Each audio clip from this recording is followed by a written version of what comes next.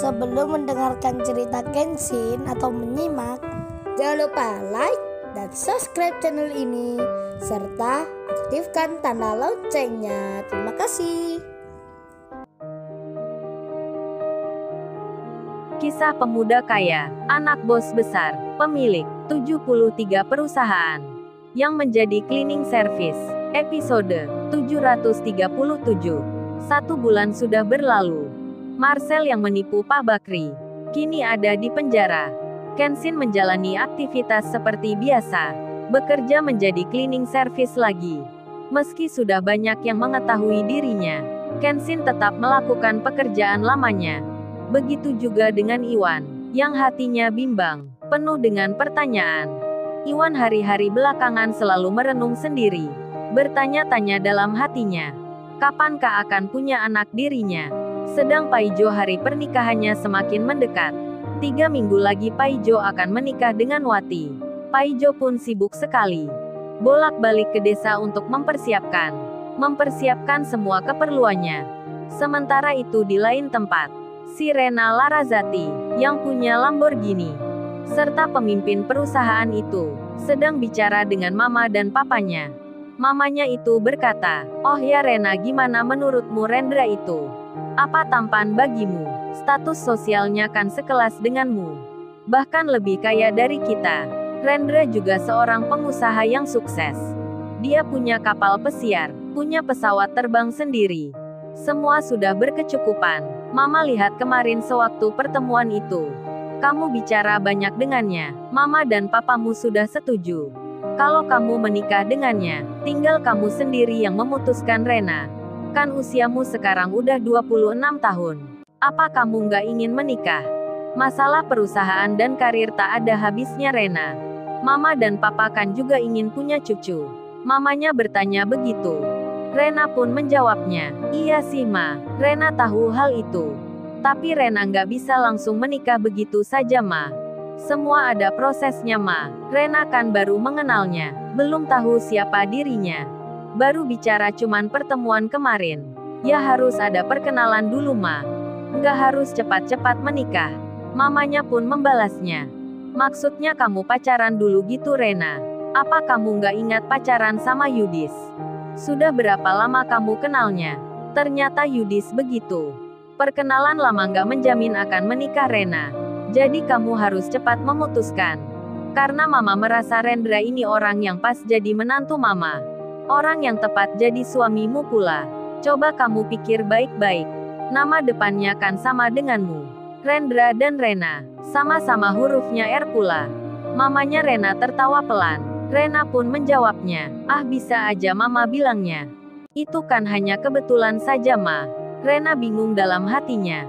Di samping usianya yang bertambah, Mama dan papanya ingin punya cucu pula.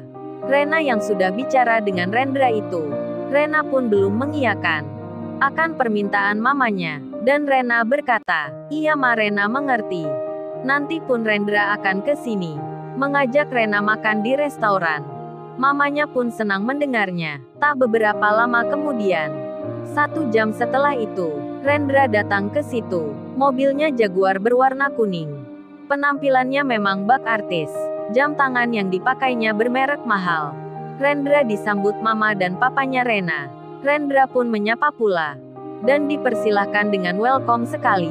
Si Rena ada di ruang tamunya. Mereka pun bertemu. Dan Rena pun ditanya, "Oh ya Nona Rena, gimana apa jadi kita keluar sekarang?" Si Rena pun menjawabnya, "Oh ya nggak apa Mas Rendra. Memangnya di restoran mana kita nanti datang?" Rendra pun menjawabnya, "Di restoran yang paling istimewa Nona Rena yang cantik. Kan sama orang cantik harusnya juga di tempat yang spesial." Rendra menggoda Rena, dengan senyuman dan kalimat memuji-muji Rena. Si Rena pun tersenyum pula. Mama dan papanya Rena mengintipnya. Jadi senang mereka melihatnya, hingga Rendra pun izin pamit untuk mengajak Rena keluar. Papa dan mamanya pun mengizinkan. Si Rena pun berjalan bersama Rendra, naik mobil Jaguar yang mewah. Sedang Kenshin yang bekerja lagi, memakai seragam cleaning service kembali. Kaori pun demikian ada di kantornya. Kaori sedang mengetik-ngetik pekerjaannya. sambil melihat ke arah jendela luarnya. Melihat Kenshin suaminya, yang bicara pada office boy di situ. Office boy yang bernama Slamet itu ditanya Kenshin. "Oh ya Mat, Slamet memangnya mau kirim kemana paketan itu? Apa isinya, diminta siapa memangnya?" Slamet office boy itu menjawabnya. "Oh ini tuan muda. Oh maaf Mas, Kenshin maksudnya. Saya diminta Pak Udin mengirim berkas ke perusahaan Lantama." Kenshin menyahutnya. "Kalau gitu saya saja Mat yang mengirimkan. Sekalian aku ada perlunya nanti di sana. Mau menemui Iwan dan Pak Andi." Slamet pun membalasnya. "Tapi saya khawatir nanti kena teguran Mas Kenshin. Dapat perintah malah diberikan ke orang lain. Lebih baik saya saja yang mengantarnya." Kenshin menjawabnya. "Kalau gitu Mat, aku pinjam saja sepedamu. Sepedamu aku pakai untuk mengirim paketannya. Kan itu sama saja Slamet. Lu yang ikut bekerja. Sudah sini berikan paketnya. Biar aku antarkan. Karena tuan muda yang meminta." Slamet pun memberikannya. Kemudian Kenshin menemui Kaori. Kenshin bicara. "Kaori, aku tak keluar sebentar ya Kaori. Mau mengirim paketan ke tempatnya Iwan." Kaori menjawabnya. "Pasti kamu saya yang memintanya sendiri ya? Meminta pada Mas Slamet itu?" Kenshin menyahutnya. "Tahu aja kamu Kaori, mengintip ya dari jendela ini." Kenshin tersenyum. Kaori membalasnya. "Mau tahu aja say kamu. Kalau gitu ganti baju dulu say. Kamu pakai mobil kan ke sana?" Kenshin menyahutnya. "Enggak Kaori, tapi aku pinjam sepedanya Slamet tadi. Kan tempatnya juga nggak jauh. Jadi aku pakai sepeda kayu aja Kaori. Sekalian berolahraga, kan lama aku nggak bersepedaan. Jadi pakai baju kerja ini aja nggak masalah." Kenshin bicara tersenyum ke istrinya. Kaori pun menjawabnya. "Tapi apa kamu nggak capek say nantinya? Pakai sepeda biasa begitu. Entar kena panas gimana? Kamu bisa-bisa sakit nantinya." "Gak boleh say, aku nggak mengizinkan." Kenshin pun bicara. "Please Kaori, istriku yang cantik sekali. Tak ada duanya dibandingkan dengan siapapun. Ini kan mendung nggak panas Kaori. Lagian tempatnya kan nggak jauh. Beberapa menit pun sudah tiba. Entar aku belikan oleh-oleh untukmu." Kenshin minta izin ke Kaori dengan merayunya. Kaori pun mengizinkan. Kemudian Kenshin pun pergi. Keluar membawa sepeda pancalnya Slamet. Sepeda jengki yang ada boncengan di belakangnya. Mirip sepeda papos di zaman dahulu. Dikayuhlah sepeda lawas itu oleh Kenshin di jalan raya. Paketannya ditaruh di belakangnya. Kenshin yang berbaju cleaning service tak memakai jaketnya. Hingga sampailah Kenshin di pertengahan jalannya. Nampak lalu lintas begitu ramainya. Mobil-mobil dan motor saling bersahutan bunyinya. Melintas di sepanjang jalan begitu banyak jumlahnya. Di saat itu Kenshin melihat seseorang ibu dan bapak yang sudah tua. Sedang membawa barang yang nampak berat di tangannya. Kenshin pun turun dari sepedanya. Akan membantu menyeberangkannya. Menyeberangkan ibu dan bapak tua itu. Sementara itu di saat sebelumnya, Rendra yang di dalam mobil Jaguarnya, bersama Rena yang ada di sampingnya. Mereka yang saling bicara. Rendra pun berkata, "Sebentar ya Rena, kita berhenti dulu. Aku mau kirim uang ini ke yayasan yang membutuhkan dana." Rendra menekan layar di dashboard mobilnya. Terbuka nama Yayasan Amal. Rendra pun mengetik angka 1 miliar. Disumbangkan ke Yayasan Amal itu. Rena melihatnya, jadi menilai baik dirinya, menilai Rendra dengan hatinya.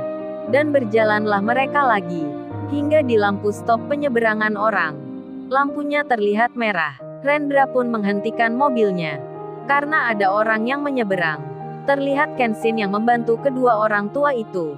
Barang bawaan yang berat itu ditaruh di belakang sepedanya Kenshin. Sambil bapak tua itu memegangi dengan tangannya, Kenshin pelan-pelan menuntun sepedanya. Sedang si Rena yang ada di mobil bersama Rendra belum tahu kalau ada Kenshin yang menyeberang di situ. Belum tahu Kenshin yang lagi menuntun sepeda biasa. Karena Rena lagi melihat handphonenya, lagi membalas pesan yang masuk di WhatsApp-nya. Dan tiba-tiba, barang bawaan yang dipegangi Pak Tua itu berjatuhan. Berjatuhan ke arah sebelah kanan. Brak-brak-brak jatuhnya mengenai mobil kuning Jaguar itu. Yang dinaiki Rendra, yang ada Rena di situ. Rendra pun langsung marah jadinya. Si Rena pun melihat ke depannya. Lalu, bagaimana kisah selanjutnya? Subscribe channel ini untuk episode berikutnya. Terima kasih. Jangan lupa subscribe ya guys, dan tekan notifikasinya